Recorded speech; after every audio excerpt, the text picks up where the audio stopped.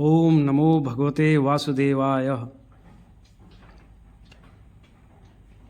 यत्र योगेश्वरः कृष्णो यत्र पार्थो धनुर्धरा तत्र श्री विजयो भूतिर्ध्रुवा नीतिर्मतिर्ममा। जहाँ भगवान श्री कृष्ण खड़े हो जाते हैं और जहाँ अर्जुन जैसे धनुर्धर उनकी सेवा में उपस्थित हो जाते हैं और ऐसी स्थिति में युद्ध हो जाए तो फिर विजय हमेशा धर्म की ही होती है। इन्हीं वाक्यों के साथ एक बहुत ही महत्वपूर्ण विषय पर आज मैं आप लोगों से थोड़ा सा बातचीत करने आया हूँ।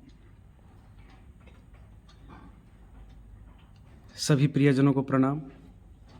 जैसा कि आप जानते हैं कि कार्तिक मास की कृष्ण पक्ष की अमावस्या में प्रदोषकालीन वेला में दीपावली का त्यौहार बड़े हर्षोल्लास और धूमधाम के साथ मनाया जाता है प्रत्येक वर्ष।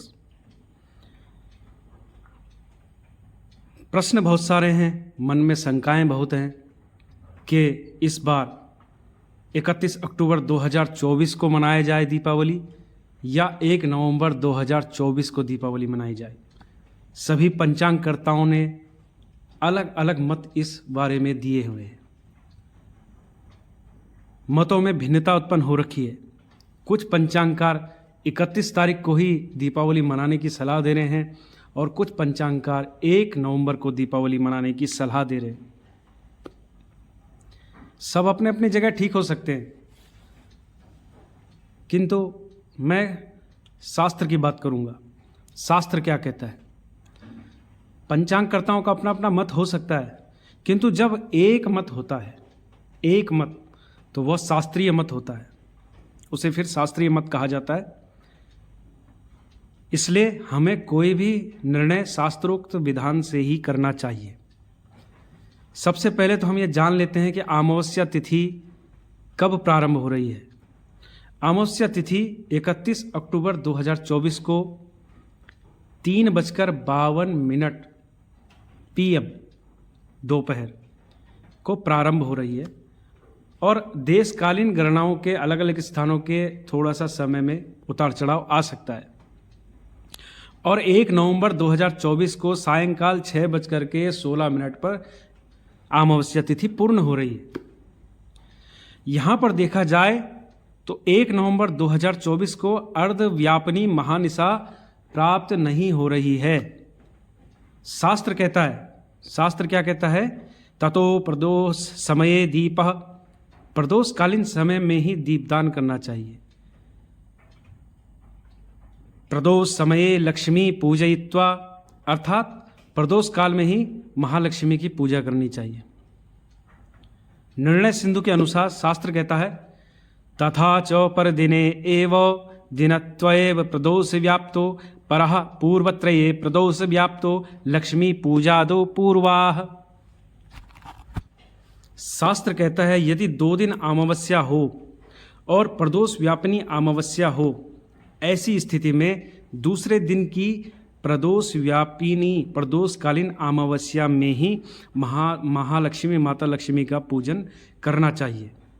किंतु यहाँ पर समस्या यह है कि 1 नवंबर 2024 को जो प्रदोषकालीन मुहूर्त व्याप्त है वह पूर्ण रूप से व्याप्त नहीं हो रहा है।